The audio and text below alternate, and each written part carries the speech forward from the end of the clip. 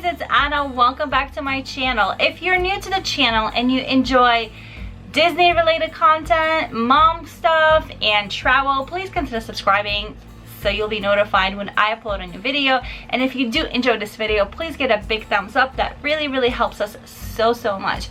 So today I kind of wanted to give you, like, I guess a little update about what's happening in my state of New York and my city, which is New York City, in regards to the virus and phase 3 reopening, which is happening tomorrow, because tomorrow is July 6th, but this video is going to come out probably in a week. Sorry about that, but I did wanted to kind of give you an update. So phase 2 is gonna finish, I guess, today, and phase 2 meant that I could go to the hair salon and get my hair done. So again, if you follow me for any amount of time, you know that I just chopped off my hair, and I'm just like so happy because I had like such long and just like quarantine hair, and I just needed a fresh start. So I wanted to chop it off and just put some color for the summer. Phase 3 that's happening tomorrow, July 6th, means that the nail salons are going to be open. I'm so happy. Like, I've been stalking my nail salon, and they actually had their, I guess, like, phone calls forwarded to their personal calls and personal phones, and I've been calling them, and I'm like, when are you guys going to open? And they're like, oh, Anna, we will call you as soon as we open. So I can't wait to hear back from them because I need to get my nails done ASAP. What else? Also, tanning salons are opening. I don't tan, but you know, to each its own.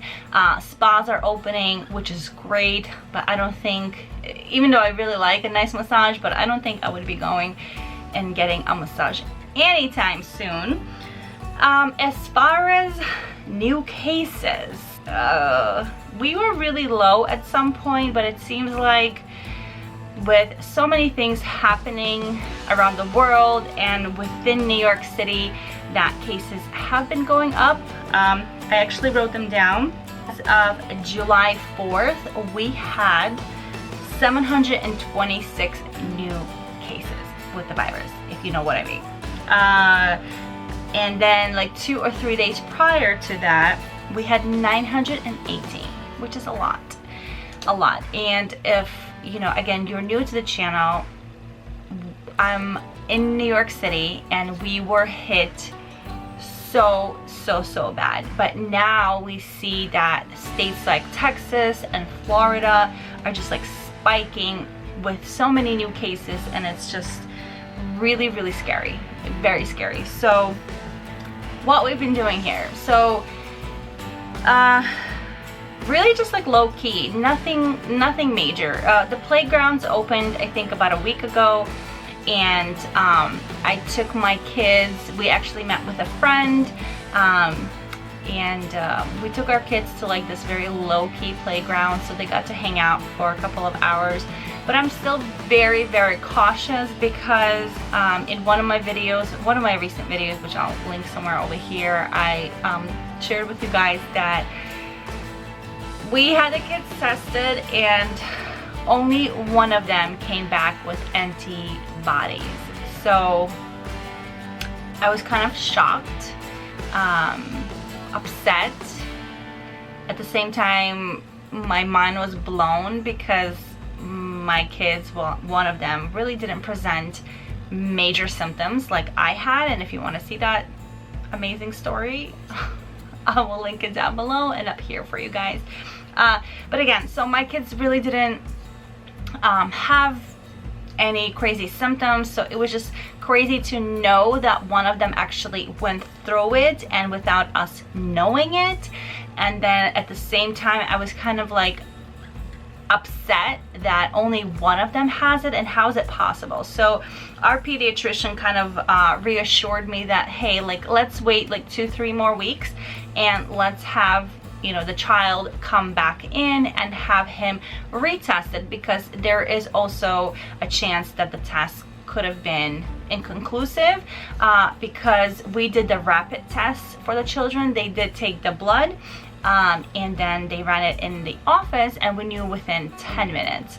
So I think next time around, with the, of course, suggestion of our pediatrician, we're going to send it to the lab, so that way they could do, I guess, a more, I don't know, detailed test and see.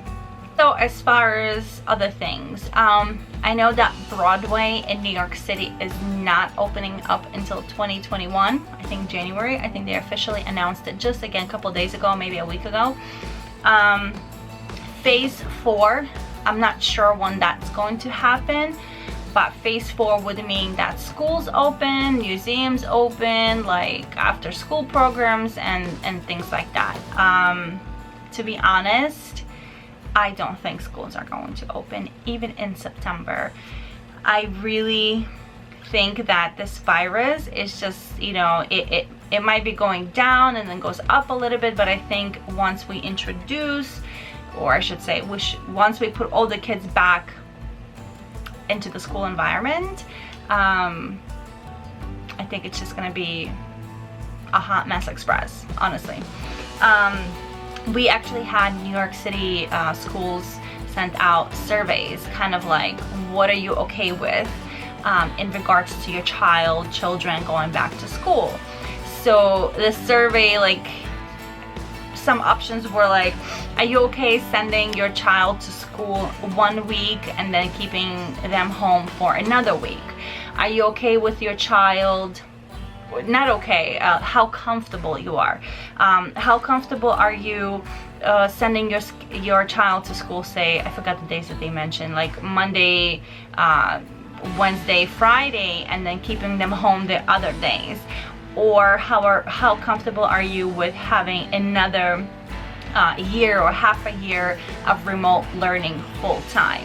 So having done those surveys, I mean, I think they're just kind of like fishing and just seeing the parents' reactions. I mean, I'm honestly all for my kids staying home. Especially right now, knowing that one of my kids had it and the other one didn't. And of course, disclaimer, we don't know, nobody knows anything, but we don't know whether we have immunity for wave number 2. And I know it's coming. It's coming, like, believe it or not, but it's coming. We don't know. Will I get sick again? Will my mom get sick again? Will it be lighter? Will it be worse? I have no idea.